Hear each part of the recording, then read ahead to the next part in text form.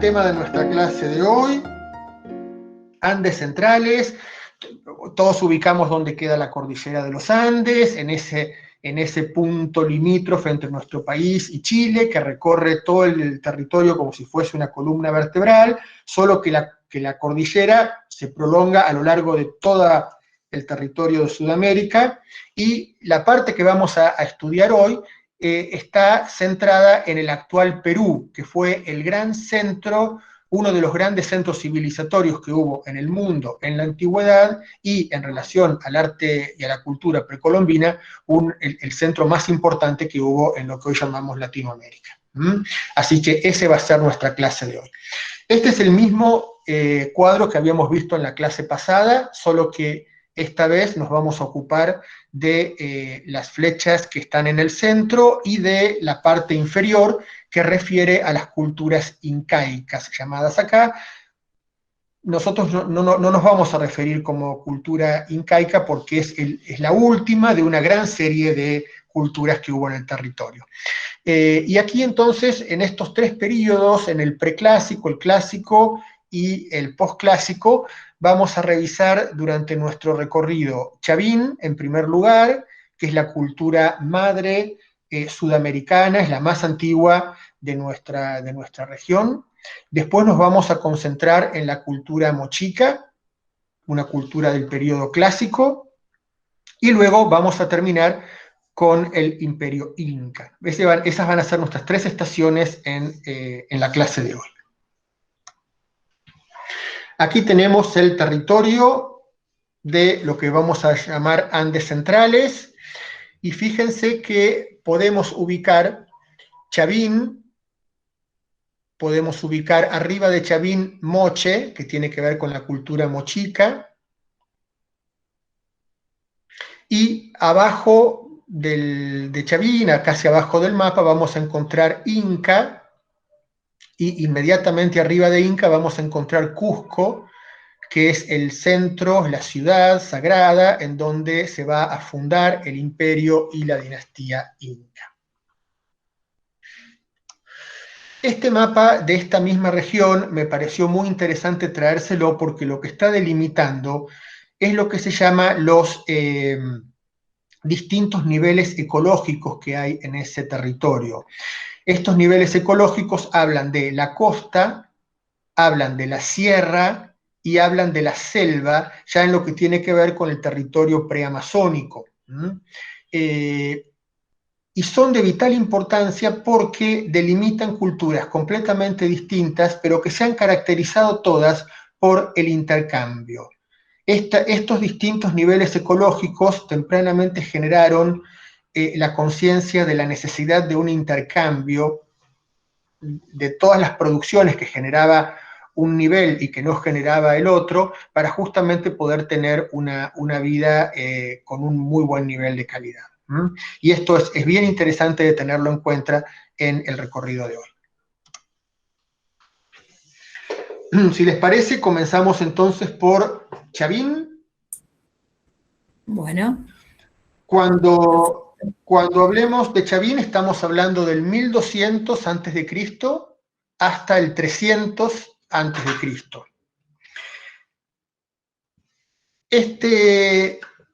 Esto es Chavín hoy. Este es el centro ceremonial de Chavín,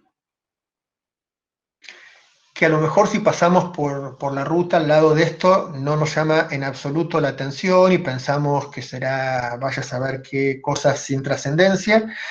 Estuvo de ese modo durante mucha cantidad de siglos, hasta que en el siglo XX fue descubierto y a través de los elementos que se encontraron y las dataciones que se hicieron con carbono, se determinó que este era el sitio más antiguo de las culturas de los Andes centrales, ¿sí? Lo que vemos acá es un centro ceremonial.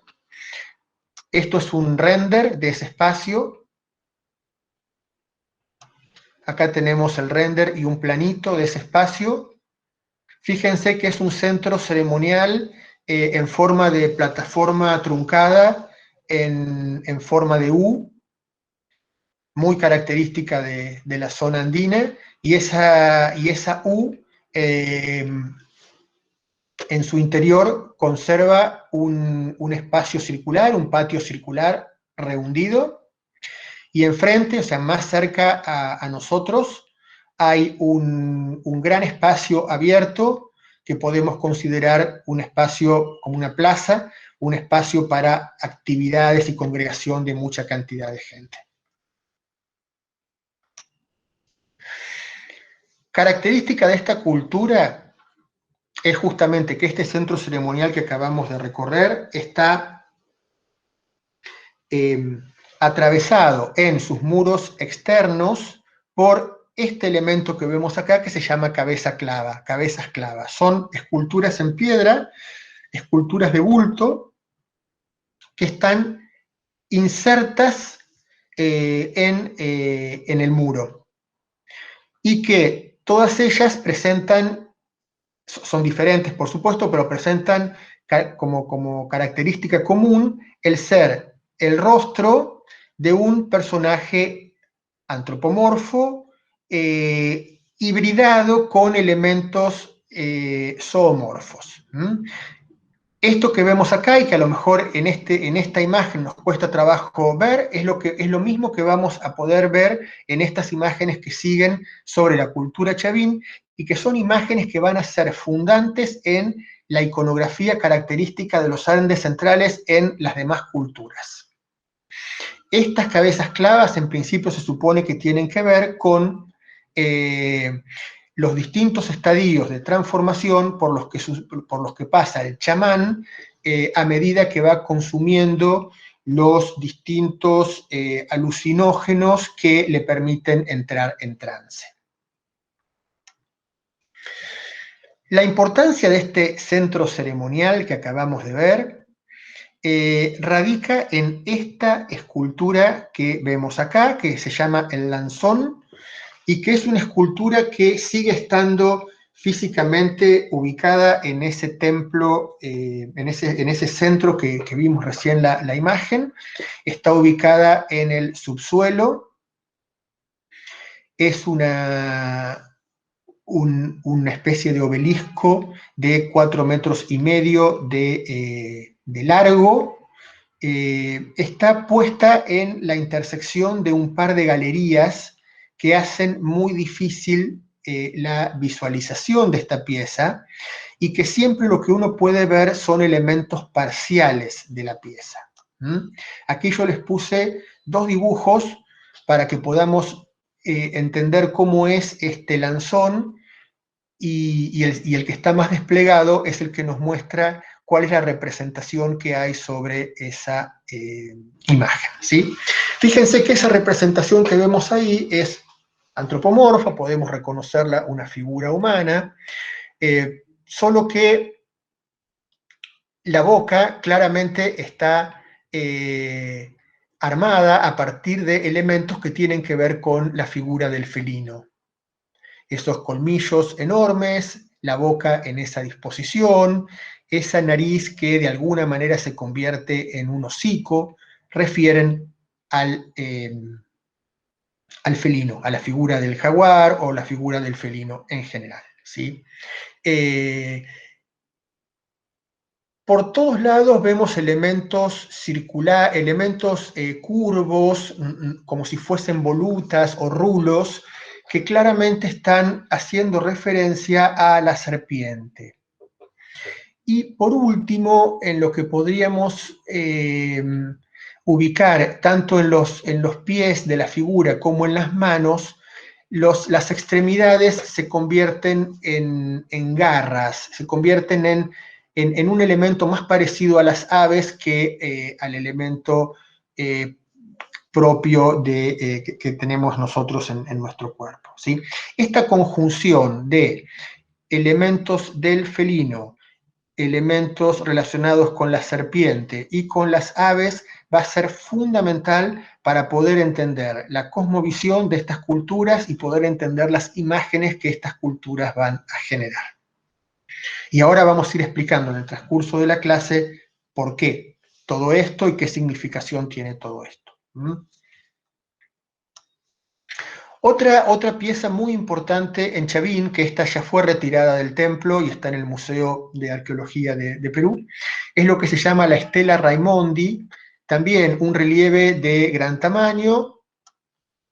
Aquí está el dibujito de la representación para que lo podamos ver con mayor claridad. Y fíjense que en la parte inferior volvemos a tener un personaje antropomorfo de pie, en donde claramente los pies se presentan como garfios, lo mismo las manos, en donde podemos ver un cinturón de serpientes y luego la expresión felínica en la boca y en los ojos y también en el hocico que se le arma en la nariz. Y este personaje tiene además un complejísimo tocado que está armado también con representaciones que pueden referir a la serpiente. ¿De qué se trata Chavín? Chavín se trata de el primero de los centros ceremoniales que se genera en nuestro territorio y que está indicando un paso de lo que van a ser las tribus más independientes a lo que van a ser los estados o las ciudades-estados en donde una parte de la población se va a distinguir como una élite que va a detentar la autoridad. Todo este proceso de diferenciación dentro del conjunto social, por un lado, en función de ostentar el poder, básicamente, va a ser una creación a lo largo de los siglos y que Chavín, el centro ceremonial de Chavín, va a tener va a ser sumamente activo en la elaboración de esos conceptos, que van a estar básicamente apoyados y fundamentados y creados a partir de la tradición chamánica, que es una tradición antiquísima de la época, digamos, anterior a los asentamientos, en donde el chamán era el brujo, era el sacerdote, era el médico de la tribu. Tomando el principio chamánico de transformación a partir del consumo de alucinógenos, en donde esa persona durante el momento que dura el trance adquiere características que podríamos emparentar con las de distintos animales, va a ser la base de toda la estructura religiosa que en Chavín se va a depurar muy fuertemente y a través de convertirse en un centro de formación de la élite va a poder propagarse a otros centros en formación en el territorio.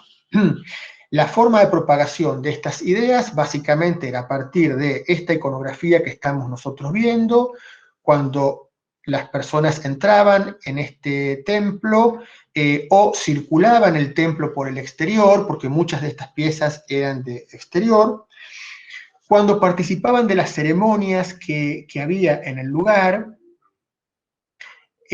todo lo cual se sabe a partir de las ofrendas que fueron encontradas en este sitio. Digamos, estas son las instancias a partir de las cuales estas ideas van a ir tomando cuerpo en las demás culturas sudamericanas. Es muy interesante Chavín como un espacio fundacional en el cual se organiza una cosmovisión y una estructura religiosa básica que en gran parte va a compartir el resto del territorio hasta la llegada de los españoles. Muy breve nuestro recorrido por Chavín. No sé si hay alguna pregunta, Mabel, que quieras que hagamos ahora.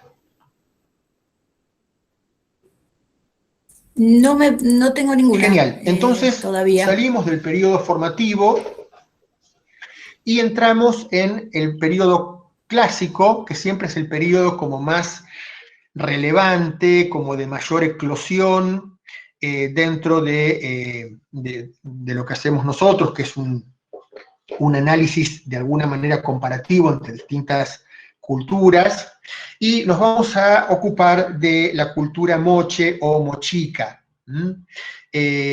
Fíjense que entre el fin de Chavín en el 300 a.C., acá estamos en el 150 después de Cristo, y por supuesto que no quedó vacío el territorio, que hubo actividad, que hubo cosas, pero aquí es donde vamos a encontrar un periodo de gran florecimiento, en estos 500 años que va a tener el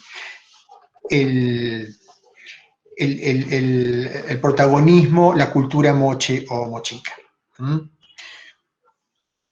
Este video es fundamental para entender Andes centrales. Los conquistadores españoles llegaron al territorio del antiguo Perú. En ese entonces, los emperadores incas gobernaban sobre un vasto territorio que incluía gran parte de Sudamérica. En los siglos siguientes a la conquista española, los cronistas escribieron y dibujaron informes o crónicas sobre lo que aquí ocurría, prestando especial atención al imperio de los incas. Las crónicas viajaban a España y desde allí se traducían a otras lenguas europeas, ya que existía gran curiosidad por conocer al Nuevo Mundo. Por casi 400 años, del siglo XVI hasta principios del siglo XX, cuando se hablaba del Perú anterior a la conquista, solo se mencionaba a los incas, haciéndose así mundialmente famosos. Sin embargo, la civilización había surgido miles de años antes que los incas en el antiguo Perú. Gracias a los estudios de los pioneros de la arqueología peruana, como Rafael Larco Joyle, fundador del Museo Larco, fue posible conocer la antigüedad de nuestro desarrollo histórico. Los primeros trabajos arqueológicos a inicios del siglo XX mostraron que el imperio de los incas solo abarcó los últimos 100 años de un desarrollo cultural que duró más de 10.000.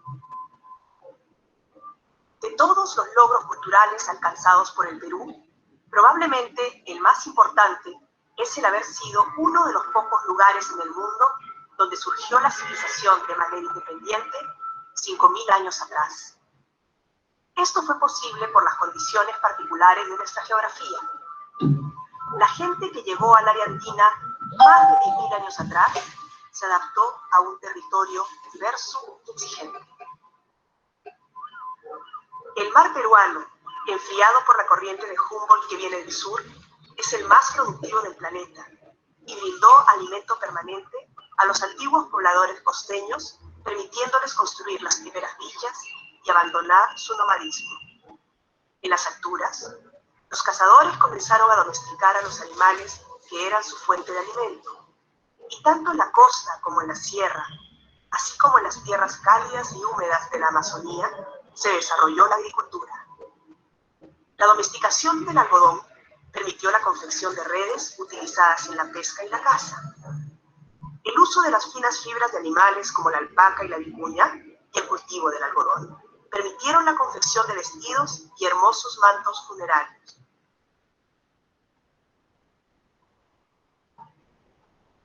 El Perú es una cuna civilizatoria porque miles de años atrás los antiguos peruanos y peruanas crearon una manera de ver el mundo y de entenderse a sí mismos dentro de él, y plasmaron sus creencias y su conocimiento en su arquitectura, en sus tallas de piedra, en su cerámica, en sus tejidos y en su orfebrería. Las sociedades del antiguo Perú tenían, como toda sociedad agrícola, una preocupación fundamental por conocer los ciclos de la naturaleza.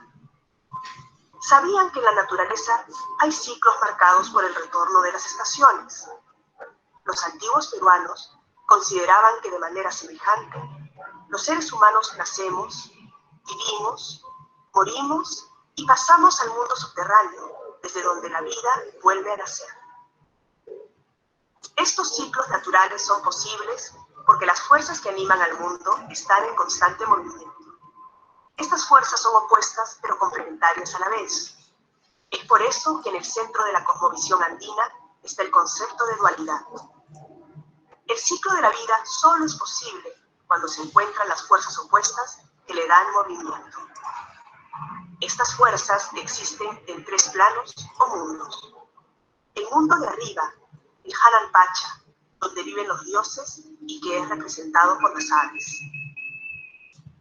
El mundo terrenal, el Kai Pacha, donde viven los seres humanos y que es representado por los felinos. Y el mundo de abajo, o Uku Pacha, donde viven los muertos y que es representado por las serpientes. Los antiguos peruanos representaron las fuerzas que animaban a su universo, formado por el cielo, de donde cae la lluvia, la tierra, donde vivimos y trabajamos los seres humanos, y el subsuelo, a donde se van los muertos y de donde emergen los alimentos de la tierra. Entre los 3 mundos hay interacciones, se piden favores, beneficios y se entregan ofrendas propiciatorias. En esta tierra, los humanos entregan ofrendas a los muertos que habitan el subsuelo, y los muertos responden fertilizando la tierra, de la misma manera en que los ancestros fertilizaron a la madre tierra en un tiempo inicial, dando inicio a la vida, representada por el árbol de la vida. Los seres humanos agradecen la vida que se genera en esta tierra, habitada por hombres, mujeres y animales diversos. Celebran brindando con la chicha, en vasos llamados queros, en los que se vierte esa bebida ceremonial, fermento del dorado fruto de la tierra, el maíz. Las uniones sexuales se pueden entender como interacciones entre los mundos, en donde hay entrega de fuerzas y fluidos entre seres que pertenecen a géneros o mundos distintos. Desde esta tierra, los seres humanos piden el agua y el calor del sol al mundo de arriba. Para que el agua y la luz solar llegaran, era necesario ejecutar rituales.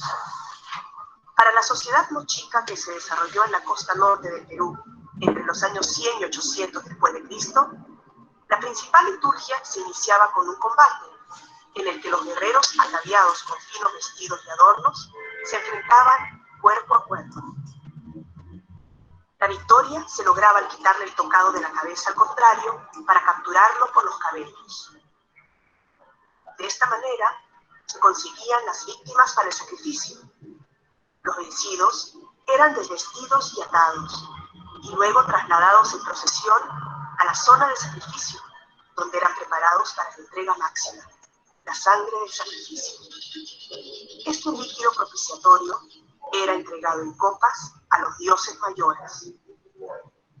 En otras sociedades, como la Nazca, que se desarrolló en la costa sur del Perú entre los años 100 y 600 después de Cristo, también se realizaron rituales relacionados a la fertilidad, en los que probablemente la entrega máxima era la cabeza de un sacerdote o jefe comunitario, o su representación en el barro cocido.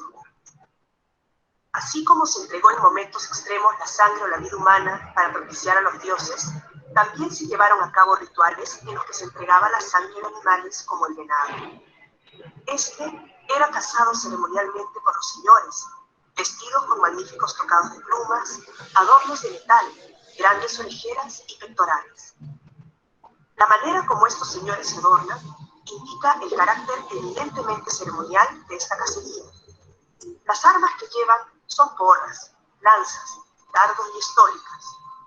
Los lanzadores de estólica son enchapados en oro y están finamente decorados. El combate ritual y la caza ceremonial del venado son actividades que podrían tener significados semejantes. De la misma manera en que el propósito de los combates no era la conquista territorial, sino la captura del oponente para el sacrificio, la caza de venado no habría tenido como objetivo la obtención de comida, sino la captura del venado para el sacrificio ritual. Los seres humanos interactúan con los otros mundos a través de la entrega mutua de líquidos, sean el agua, la chicha o la sangre sacrificial, y estos fluidos son entregados en recipientes ceremoniales para los cuales se reservan materiales con una fuerte carga simbólica como el oro y la plata. El oro, la plata y el cobre y sus diversas aleaciones fueron usados para vestir a los sacerdotes, sacerdotisas y gobernantes del antiguo Perú, que eran considerados descendientes de los dioses. Ellos aparecían en los rituales mostrando su naturaleza sagrada, brillando como los astros, en un tiempo en donde solo estas fuerzas sobrenaturales brillaban, y al morir, adornados y vestidos con estos materiales, se transformaban en seres sobrenaturales y divinos. La nuestra es una historia fascinante, única y a la vez universal. El Museo Larco los invita a descubrirla.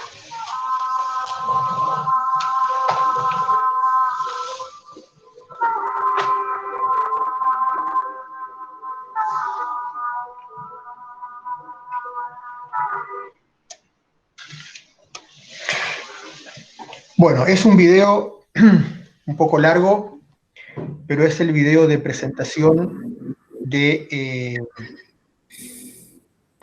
mundo precolombinos andino en general que propone este museo, y a mí me pareció que era interesantísima la cantidad de información que daba y la claridad con la cual expone esa información. Por eso me pareció interesante dejarlo, y ahora yo voy a retomar muchos de esos conceptos que están... Sí, Mabel. Sí, me estaban preguntando cuál es la fuente del video, que está El muy video, bueno. casi toda la clase de hoy está basada en el material del Museo Larco de Lima, Perú.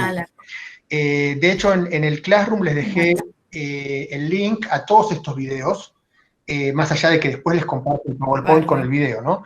Pero hay una serie mucho más grande de videos, mucho más exhaustiva, y que realmente todos valen la pena, son cortitos, son muy claros, son muy puntuales, y la verdad es que iluminan inmensamente sobre esta cultura.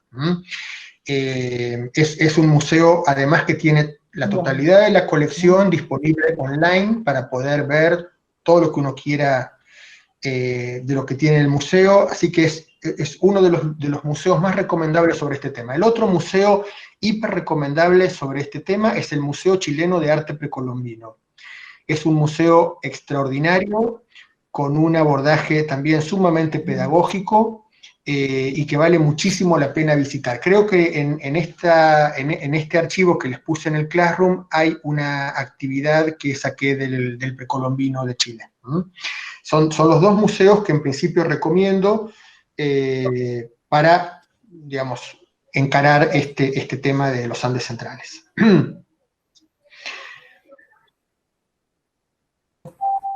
El fundador fue Rafael Larco Joyle, que fue un arqueólogo que a principios del siglo XX, un arqueólogo peruano que a principios del siglo XX comenzó justamente a interesarse por estas manifestaciones culturales que había, pero que no se conocían.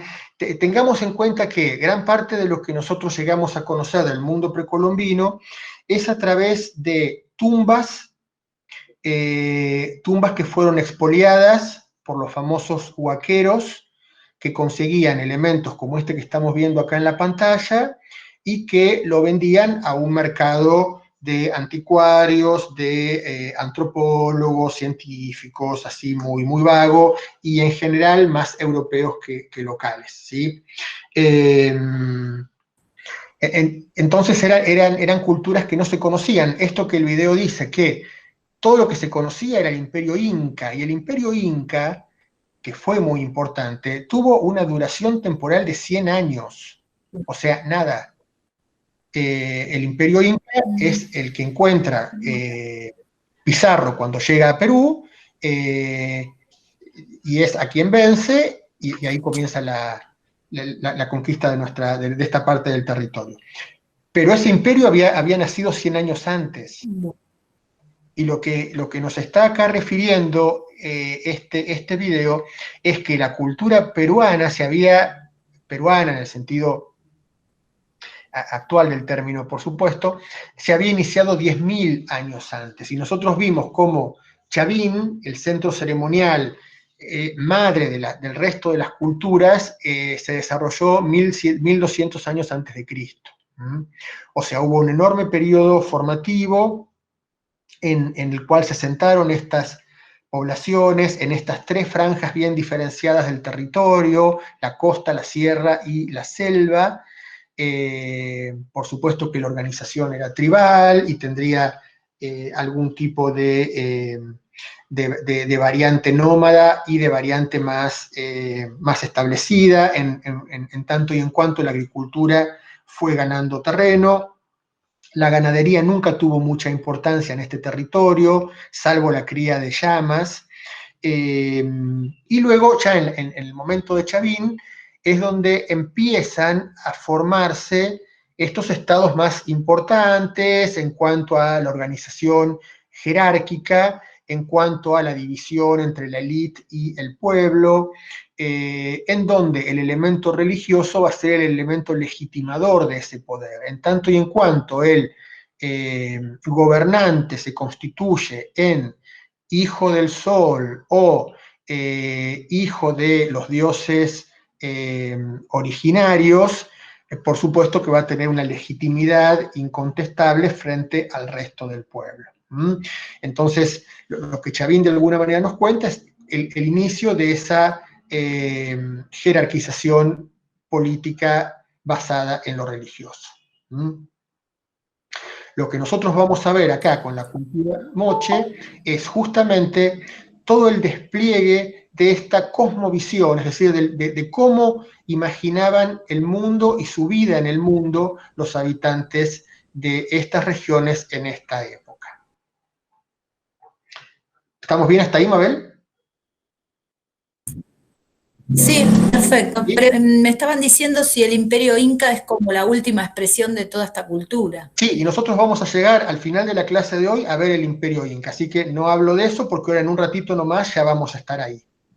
Acá estamos en la etapa previa al Imperio Inca. Muy bien. A ver, datos para resaltar de la información que nos da el video. Estamos en una sociedad agrícola, ¿sí? O sea, toda esta gente come gracias a que se cultiva el suelo. Ese cultivo está en gran parte dominado por la presencia del maíz como el gran alimento básico, pero además por una inmensa variedad de cultivos. Son famosas las papas andinas, que creo que hay una variedad que llega a 260 distintas clases de papa, por ejemplo, ¿no? Y de hecho, gran parte de la alimentación que se encontró en este territorio cambió radicalmente la dieta europea después de la conquista. Bien, entonces, esta sociedad agraria evidentemente se preocupa por los ciclos de la naturaleza. No da lo mismo que llueva o que no llueva, que granice o que no granice, que las estaciones se alternen o que no se alternen. Por eso es que va a haber un cuidado tan importante en lo astronómico, en tanto y en cuanto intento de conocimiento de los ciclos de la naturaleza.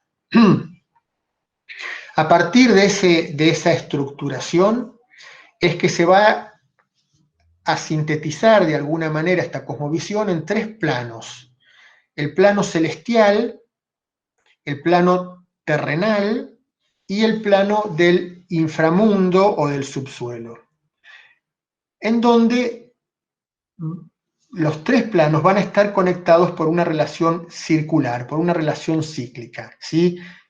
Todos están interconectados, uno depende del otro. Y esa dependencia mutua va a estar plasmada en el arte y en la iconografía que vamos a ver ahora. El cielo va a estar representado por las aves, el plano terrenal por el felino y el plano del inframundo por la serpiente. Con lo cual, de alguna manera, nuestra clase de hoy podría consistir en una cacería de elementos de estas tres especies animales dentro de cada una de las piezas que vamos a ver acá, ¿sí? Fíjense en esta que tenemos adelante, por ejemplo, cómo esta representación zoomorfa tiene unos tremendos colmillos felínicos y tiene todo un encrestado alrededor que remite al movimiento de las serpientes, ¿sí? Es decir, tenemos acá elementos que se conjugan de al menos dos de estos planos de la naturaleza. Acá lo que estamos viendo son cerámicas de la cultura moche, cerámicas famosísimas por la calidad de ejecución. En este caso, de la concreta que estamos viendo acá, fíjense además las incrustaciones que tiene de madreperla y de turquesa. Son cerámicas, son vasijas, perdón, o botellas con lo que se llama asa estribo. Ese agarre que ven en la parte superior se llama asa estribo y tiene una connotación muy interesante porque compite con otras cerámicas que se llaman de asa en forma de puente, que implican otro tipo de cosas. Esta, si nosotros partimos de la parte superior, de ese pico que está dispuesto verticalmente, podemos imaginar cómo el agua entra por ahí, entra el agua desde las montañas, que baja a la costa norte, que es donde estamos ahora, ¿sí? La cultura mochica se va a desarrollar en la costa. El agua baja de la sierra, baja por los ríos, y ahí tenemos la bifurcación de esta bajada en ese asa que se arma estribo, y finalmente llega al campo, llega al territorio, que es el resto de la vasija. Se imaginan que en la costa la presencia del agua salada, perdón, la presencia del agua salada es importantísima para todo lo que tenga que ver con la fauna de mar, pero no sirve para la agricultura, ni para el consumo humano, y que sí depende del agua dulce, que en este caso baja de las sierras. Acá tenemos entonces toda esa implicancia vital en relación con la naturaleza que representa la forma, ¿sí? La forma de una vasija con el asa en forma de estribo. Acá lo que tenemos nosotros adelante es lo que se llama un animal draconiforme como si fuera con una forma de dragón, entendido muy ampliamente. Podemos encontrar fácilmente los colmillos en la boca, podemos volver a encontrar las crestas, y si miramos el ojo de este animal, vamos a poder enseguida encontrar un pájaro. Fíjense que está el ojo en el lateral y que al ojo le sigue un pico para el lado inverso de la boca, y ahí se arma la figura de un pájaro. Con lo cual en esta representación tenemos a los tres niveles, el cielo, la tierra y el inframundo, puestos en relación en esta construcción mitológica. Esa estructuración en planos es lo que también se va a representar con estas escalinatas que pueden ver en los tres distintos niveles que a su vez conforman el cuerpo de esta vasija que tenemos acá. Esas escalinatas van a estar todo el tiempo connotando este ir y venir, esta relación circular entre estos tres planos, y además acá están los tres planos claramente marcados y claramente diferenciados con distintos colores para hablar de la dualidad de lo femenino, lo masculino, lo seco, lo húmedo, el día, la noche, que arman esta cosmovisión de la naturaleza. Aquí lo mismo, fíjense que en esta representación, también con asa estribo, aparecen los tres niveles, y aparece, en este caso dibujado, el escalonamiento que veíamos más en relieve en el ejemplo anterior. Y también en la policromía, estas fuerzas opuestas, estos dos colores, esta dicromía, que van a marcar este principio tan central del mundo andino. Esta vasija, también con asa estribo, en esta forma espiralada, refiere mucho más a justamente el elemento cíclico, a cómo este elemento de la vida, la muerte, es al infinito, se repite. Los muertos se entierran, de la tierra sale el alimento que permite la vida, que después de cumplir su ciclo vuelve a la tierra, y así de forma permanente. Estas vasijas arquitectónicas, de alguna manera lo que hacen es evocar centros ceremoniales, evocar las plataformas de esos centros ceremoniales, y esas plataformas que también estructuran estos planos de intercambio en lo simbólico.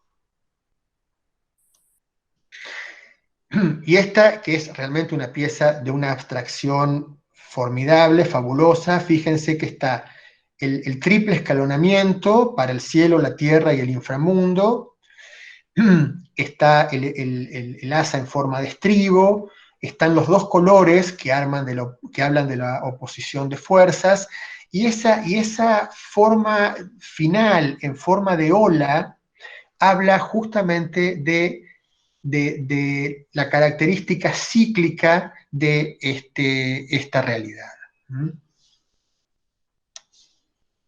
Lo mismo esta otra pieza. La bicromía, el escalonamiento y esa especie de círculo o de figura espiralada que refiere al elemento cíclico. Lo mismo acá, los dos colores para marcar lo diferente y lo complementario, y en este caso sí destaca la figura de una serpiente. Lo mismo en esta botella doble, aparece una persona en su casa, posiblemente podría ser desde una autoridad en la parte superior de un templo, o una persona en su casa haciendo un sacrificio. Lo cierto es que en la parte de abajo, fíjense que aparece decorado con pintura también este elemento escalonado que simbólicamente da cuenta de toda esta cosmovisión.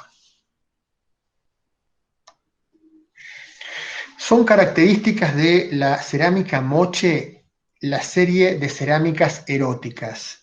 Es fabulosa esta producción erótica que no refiere a lo sexual en términos contemporáneos, no son representaciones de actos sexuales, no es un Kama Sutra precolombino, sino que es un elemento en donde la relación sexual y todas las posibilidades de relacionamiento sexual que podemos imaginar se utilizan para reinterpretar justamente estas vinculaciones cíclicas entre los distintos planos del universo y el intercambio de fluidos que hacen posible la fertilidad y por lo tanto la vida.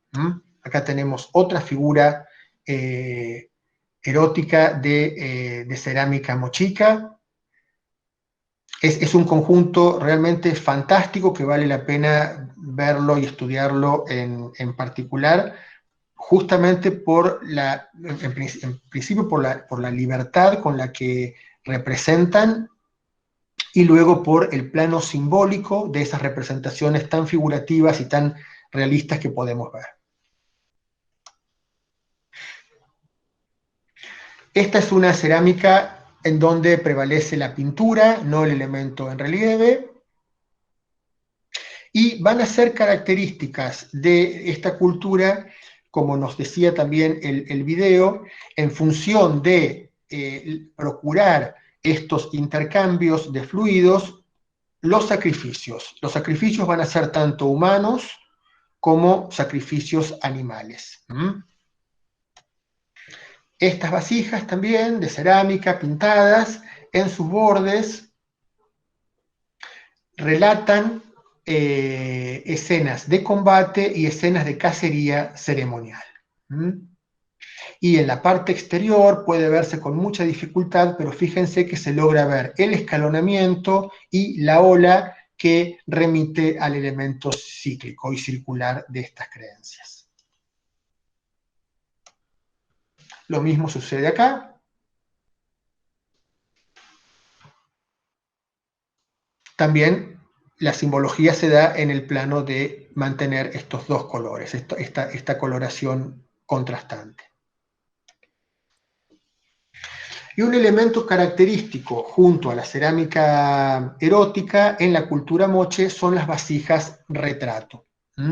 Esas vasijas retrato que van a ser formidables justamente por la capacidad con la que van a captar la expresión del rostro, la psicología de los personajes, que en muchos casos nos va a permitir estar viendo a un habitante de estas tierras y de estos tiempos con una vehemencia impresionante. También son vasijas que tienen que ver con, por supuesto, usos ceremoniales. Aquí hay una de un guerrero, en donde, fíjense que en el escudo claramente aparecen estos colores contrastados que implican las fuerzas de la naturaleza. El elemento de 4 va a estar siempre también muy presente en cuanto a los 4 elementos y los 4 puntos cardinales, que luego en la cultura inca se van a volver un elemento sumamente determinante y central. Aquí tenemos un guerrero. Fíjense, además de las características de la representación, ¿no? la maestría con la cual está realizada esta cerámica, con la figura cruzando sus piernas y apoyando las manos encima de las piernas y con el rostro con ese nivel de expresividad.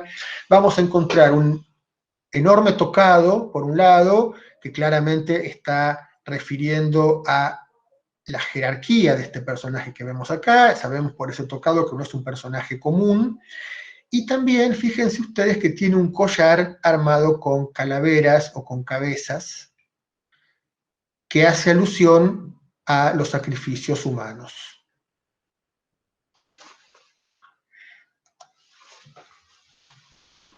Ese mismo tocado lo podemos encontrar acá en oro, en una pieza realmente fabulosa por su calidad artística, por su calidad de ejecución.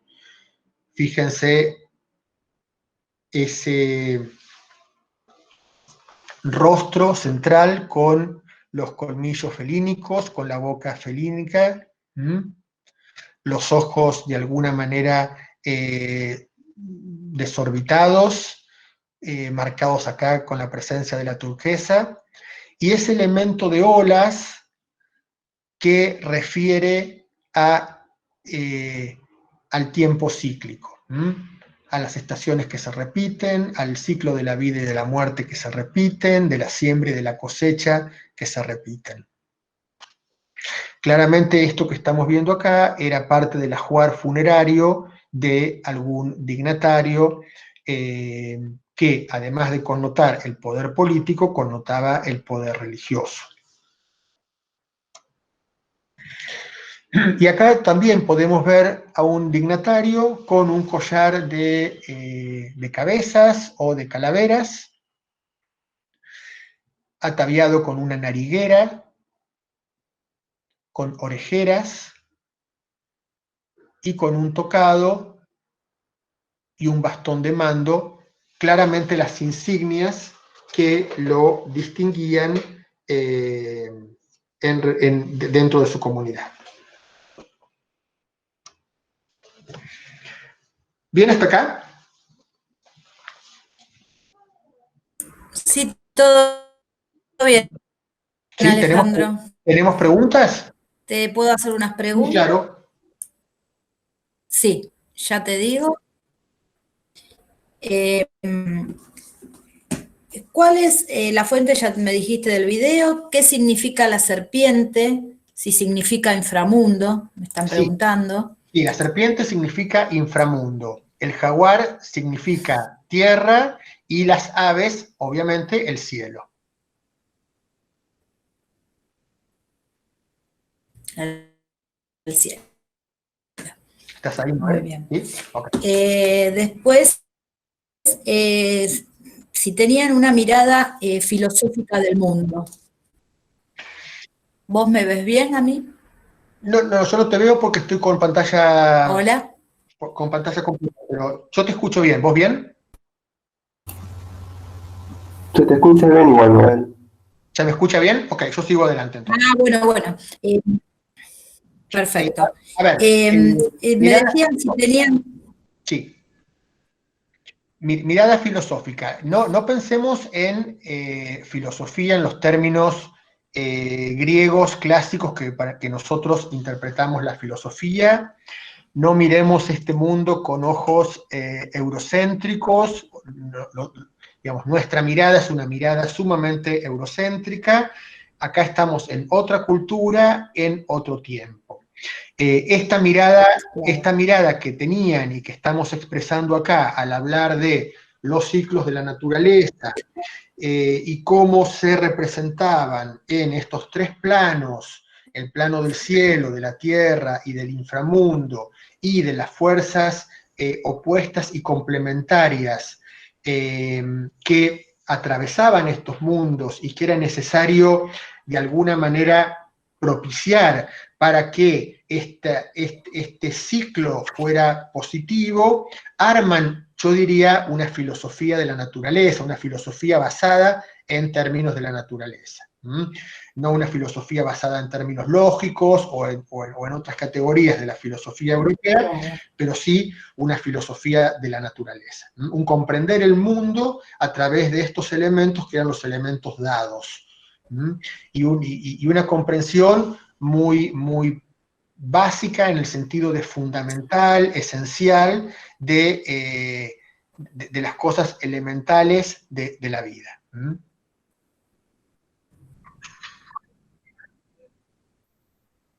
Muy bien. Después me preguntan los colores utilizados en vasijas o usaban otros. No te terminé de escuchar del todo la pregunta. Los colores que vemos acá todo el tiempo Claro, son colores que se contrastan, son colores tierra que tienen que ver con el cuerpo de la cerámica y una coloración más blanca que, digamos, la intención, por supuesto, es connotar fuerzas opuestas. Pero que se complementan. Entonces, en todas estas figuras, justamente el elemento de dos coloraciones va a estar connotando esa situación. En esta época todos los tintes son tintes minerales, alguno posiblemente también animal, pero no utilizado tanto para la cerámica, sí más bien para el textil. En América, hasta donde yo recuerdo, no se conoció el torno, con lo cual estas figuras están moldeadas manualmente, y sí se conocía el molde y trabajaban con molde en la fabricación de muchas piezas, aunque muchas de estas piezas son únicas porque expresan de diferente manera esta misma cosmovisión general.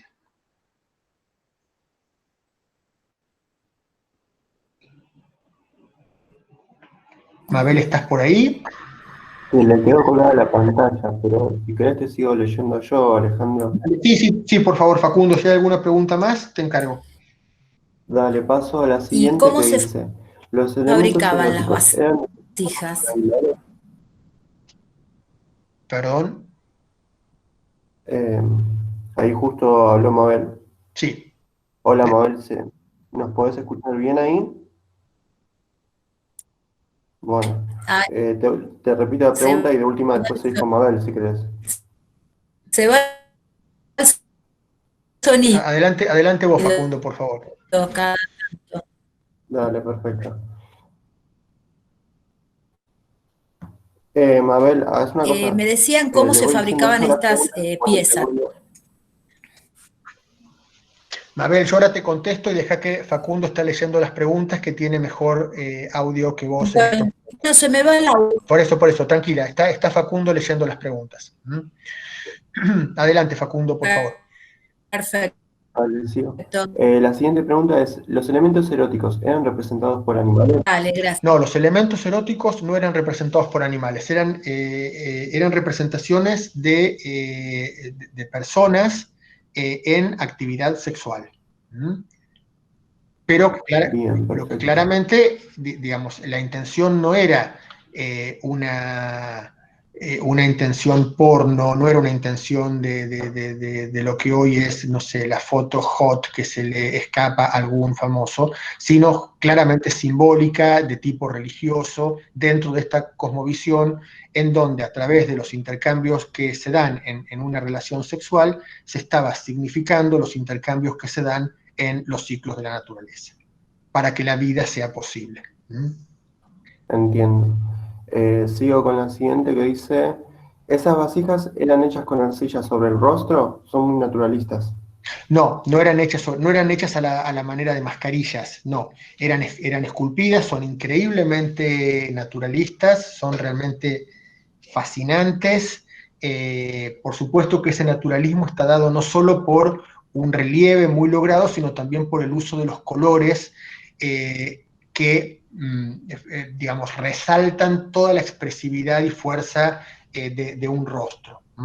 Y Mabel me preguntaba por cómo habían sido hechas esas vasijas. Esas vasijas, en general, en las culturas precolombinas, se cocinaban en un horno abierto, es decir, en un horno que era un pozo cubierto con ramas. No eran los hornos cerrados que podemos ver en las culturas que nosotros estudiamos de Egipto y Mesopotamia, y después en Europa, sino hornos más bien abiertos, realizados con huecos en el piso. Perfecto. Quedan dos preguntas más. ¿Te las leo ahora o después seguís? Sí, adelante. Dale. La que sigue es, ¿con qué pintaban las vasijas? Las vasijas estaban pintadas con, bueno, pigmentos naturales, sobre todo de origen mineral. Dale. Y la última que tenemos es, ¿qué técnica usaban para hacer cerámica? ¿Chorizo? No en en estos ejemplos que vimos, no. Eh, Porque son elementos, acá hay más bien presencia de molde, porque son elementos huecos en su interior. Podía llegar a utilizarse el sistema de chorizo para la realización de vasijas tipo platos, en todo caso. Se utilizaba el modelado, en este caso, para las composiciones, y el moldeado, la figura de moldes también se utilizaba. Bien, hasta ahí seguimos con Inca, entonces.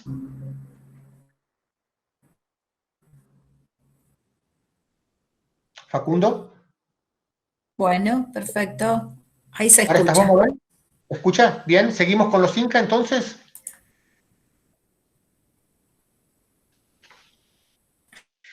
Bien, como decíamos, como escuchábamos en el video, Sí, yo, Mabel, como decíamos, ¿ahí me sí, escuchás? te escucho. Bueno, sí, no tengo más. Sigo con la clase, entonces. El Bueno, Imperio muy bien. Inca, como decíamos en algún momento, va a durar 100 años y va a ser el imperio que van a encontrar los españoles al mando de Francisco Pizarro, cuando en 1532 lleguen a la zona del Perú. Estamos acá en presencia de en principio de una tribu que va ganando poderío a partir de alianzas con otras tribus se supone que Pachacuti es el cacique fundador de esta dinastía y de este imperio, que básicamente lo que va a lograr, y esa va a ser la base a partir de la cual van a poder establecer un imperio, es un control vertical organizado de los 3 pisos distintos de producción que hay en este área. Es la producción de la costa, de la sierra y de la selva, completamente diversificada y necesaria para una calidad de vida, digamos, elemental. Los incas van a tener la forma de poder controlarla de forma vertical, a través de una administración sumamente meticulosa, y de un sistema que algunos autores llaman de tipo socialista, pero eso es extrapolar una categoría política que sucedió en otro momento, en otro lugar, con otro contexto, en donde claramente la presencia del Estado es muy fuerte para asegurar una distribución pareja de la producción del territorio. El imperio incaico se va a distinguir por la arquitectura en cuanto a la construcción de grandes caminos, caminos que van a atravesar toda la región del imperio, todas las regiones del imperio, un imperio mítico que va a estar fundado en Cusco como ciudad sagrada, y que de Cusco, a partir de 4 caminos, va a partir hacia las 4 partes del imperio que refieren a los 4 puntos cardinales, ¿sí? Esta cuatripartición del imperio va a ser fundamental, va a estar presente en el arte y en la cosmovisión de los incas. Van a generar caminos, van a construir depósitos para almacenar los alimentos, por supuesto que un gran despliegue militar, con lo cual van a construir cuarteles, puentes para poder justamente cruzar los ríos sin ninguna dificultad, con la mercadería que transportan desde un lugar a otro, en un nivel muy alto de actividad. Van a desarrollar un sistema de comunicación fantástico, estableciendo una posta cada 3 kilómetros, en donde va a haber 2 personas en cada una de estas postas de forma permanente, para que una pueda quedarse de guardia cuando la otra tiene que salir a llevar un mensaje a otro lugar. Con lo cual hablamos de un desarrollo realmente muy, muy interesante y un pensamiento muy avanzado para lo que fue su época, que es lo que permitió justamente que se constituyera en tan poco tiempo en un imperio tan extenso y tan poderoso. Aquí tenemos algunos ejemplos de vasijas incas, pero, digamos, el quero es uno de los elementos característicos de esa cultura. El quero es un vaso ceremonial, que va a tener esta forma muy, muy sencilla. En este caso tiene una especie de anudado en el centro. Y el aríbalo, que es un elemento para transportar agua que se va a colgar del cuello y se va a sujetar desde la parte de adelante hacia atrás para el transporte de mercaderías.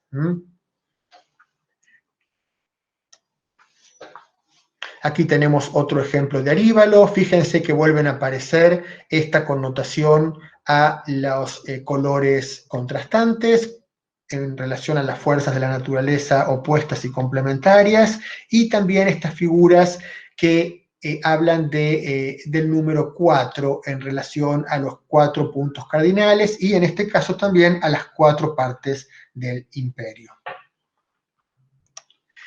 Y este es un aríbalo que está en el Museo Nacional de Bellas Artes. En el Museo Nacional de Bellas Artes hay una sala de arte precolombino que cuando el museo vuelva a abrirse las recomiendo inmensamente. Pueden ver algo en la página web, por supuesto, y principalmente lo que van a poder ver en el museo son las culturas precolombinas de Argentina, que nosotros no vamos a ver, por supuesto, por una cuestión de tiempo, y que son sumamente interesantes, deudoras de todos estos elementos que estamos hablando de las culturas de los Andes centrales. Acá tenemos otro ejemplo de Quero, en este caso decorado con pintura. Estos están realizados con madera. Es muy raro encontrar testimonios de arte realizado en madera de estas culturas precolombinas, casi no han sobrevivido. Y acá es muy interesante esa guarda que tiene el vaso en la parte superior, porque justamente refiere a estas 4 partes del imperio que están omnipresentes, con un centro en la ciudad sagrada de Cusco, y que de ahí se irradia esta cultura hacia el resto del territorio. También acá, fíjense que el cuadrado concéntrico refiere a esta misma idea de irradiación a partir de un núcleo central de mayor preponderancia, de mayor importancia. Acá tenemos una pieza fundamental de lo que fue la arquitectura incaica, es el llamado Coricancha, y también tenemos un ejemplo de lo que sucede, o de lo que sucedió concretamente en América, cuando se produjo la conquista. La parte incaica del monumento que tenemos acá adelante es ese gran muro que constituye la plataforma sobre la cual se va a apoyar después la edificación, y que presenta una curvatura extremadamente bien lograda. Sobre esa plataforma incaica, los españoles van a construir, en este caso el templo de Santo Domingo, como una forma justamente de derribar los mitos y creencias religiosos de esta población, e imponer los que traían los conquistadores, que básicamente era la religión católica. En muchos casos, ya lo habíamos visto en la Plaza del Zócalo la semana pasada, cuando vimos los aztecas, cómo arriba del Templo Mayor se va a construir la Catedral de México, y en este caso arriba del Coricancha, que era el Templo del Sol, el templo más importante en Cusco del Imperio Inca, se va a construir este otro templo católico. Acá entramos al interior del Coricancha, en donde podemos ver la coexistencia de estas dos arquitecturas. Esta que tenemos en el primer plano es arquitectura incaica purísima. Fíjense la magnificencia con la que está trabajado el sillar de ese muro, la inclinación que tiene ese tablero en forma de talud, muy muy suave, esas aberturas, la piedra cortada de forma irregular y tan precisa, los distintos colores que van apareciendo y cómo se va componiendo la construcción. Aquí tenemos otra imagen. Todo este templo que estamos viendo estaba íntegramente decorado con oro, era el Templo del Sol, que evidentemente fue lo primero que se llevaron los españoles. Acá podemos ver unos cortes y unos dibujitos de cómo sería ese templo en el momento de la conquista. Y también una muestra cómo un templo se construye sobre el otro. En el pequeño planito que hay en la parte superior izquierda, las líneas rojas van a marcar los vestigios de construcción incaica que quedaron en la zona, que son los que acabamos de ver en esta imagen anterior. Y acá les traje un particular de un muro para que podamos disfrutar la perfección que había desarrollado este pueblo en el aspecto arquitectónico y constructivo. Y acá, ya para ponernos en línea con lo que va a ser nuestra próxima clase, tenemos el último capítulo de la cultura incaica que vamos a ver, que son los textiles.